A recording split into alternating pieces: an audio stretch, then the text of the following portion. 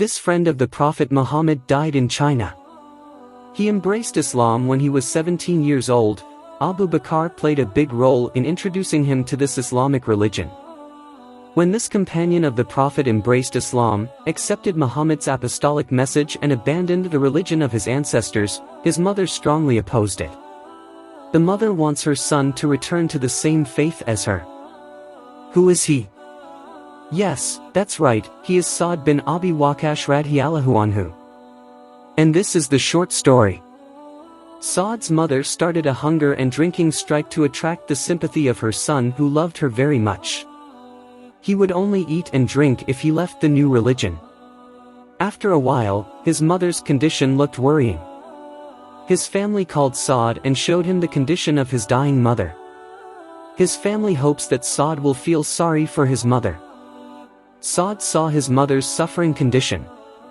But his faith in Allah and his messenger was above everything. He said, "Mother, by Allah, if you had 70 lives, then one by one those lives would perish. I will not abandon this religion in the slightest. Eat it, mother, if you want it. If not, that's also the mother's choice." His mother also stopped his hunger and drinking strike. He realized that his son's love for his religion would not change with the strike he carried out. In connection with this incident, Allah also revealed a verse that justifies Saad bin Abi Waqqash's attitude.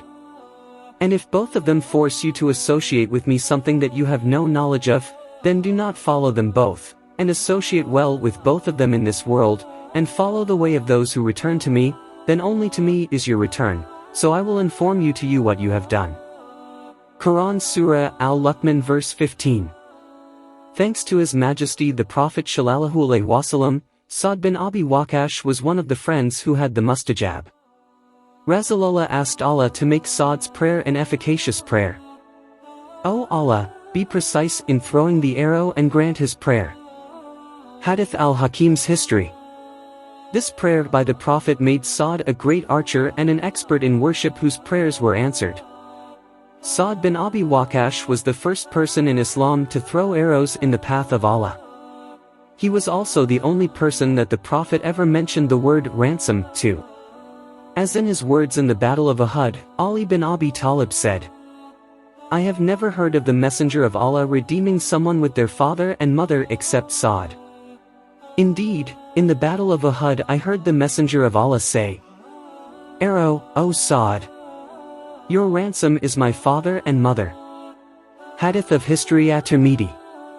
In the era of Umar bin Khattab, who became an Islamic leader, Saad was appointed commander. The major war he had ever led was the Qadisiyya War, a legendary war between the Islamic Arabs against the Persian Zoroastrians.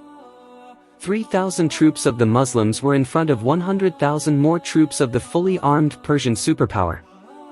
Through Saad, Allah gave victory to the Muslims over the superpower of Persia. Umar once gave Saad the governorship of Iraq, a large and tumultuous region. Once upon a time the people of Iraq complained about it to Umar. They accused Saad of not being a good person in his prayers. The problem of prayer is not a light matter for people who know their position. So Umar responded to the report by summoning Saad to Medina. Hearing the report, Saad laughed. Then he responded to the accusation by saying, "By Allah, I really pray with them like the prayer of the Prophet. I extend the first 2 cycles and shorten the last 2 cycles." Hearing clarification from Saad, Umar asked him to return to Iraq.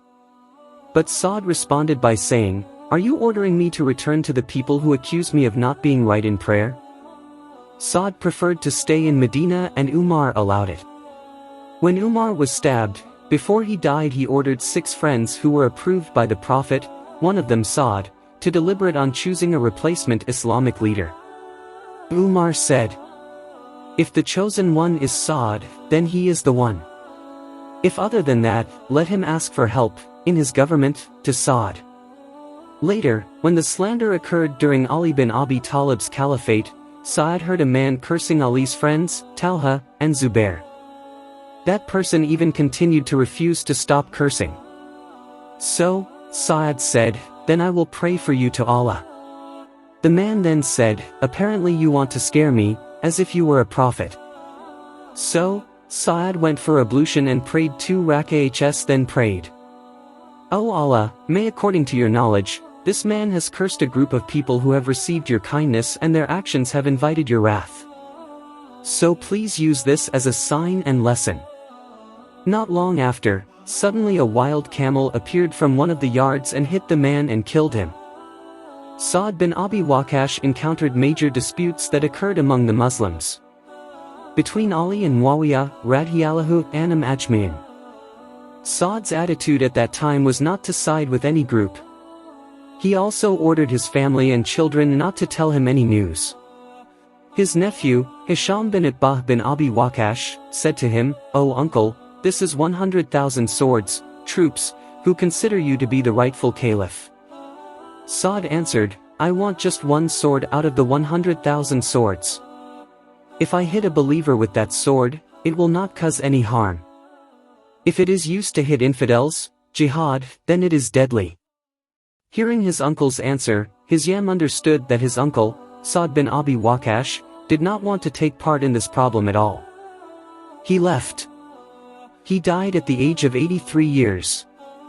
Meanwhile, during the caliphate of Uthman bin Affan, Saad bin Abi Waqqash was assigned to lead a delegation to China. This was the first start of Islamic preaching in China. Sayyidina Saad bin Abi Waqqas radhiyallahu anhu died in 55 He was the last of the Muhajirin to die. The theory about Abu Waqqash's grave in China is shared by a number of Chinese historians, one of whom is Lan Zixi. Quoted by Chai Jincheng and Jiang Yongxing from records of Mr. Abu Waqqash by Lan Zixi, Abu Waqqash arrives in the capital city of Chang'an to deliver the Quran to China. Taizong, the second emperor of the Tang dynasty, was amazed to see Abu Waqqash's sincerity and skill in the art of preaching. Therefore, Taizong often asked Abu Waqqash to stay in Chang'an.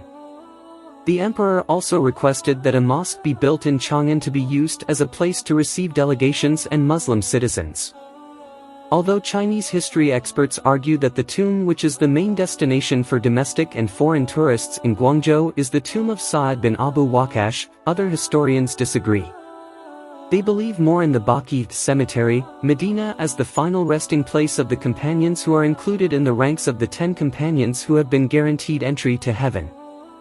This theory was promoted, among others, by Abu al-Qasim al-Asfahani, Ibn al-Jawzi, Sahabi, Ibn al-Iraqi, Ibn Katsir and others. But apart from the debate, what is clear is that the big role of Saad bin Abu Waqqash in broadcasting Islam in China cannot be doubted. Both from Chinese historical records and Arab historical records, both agree on this matter.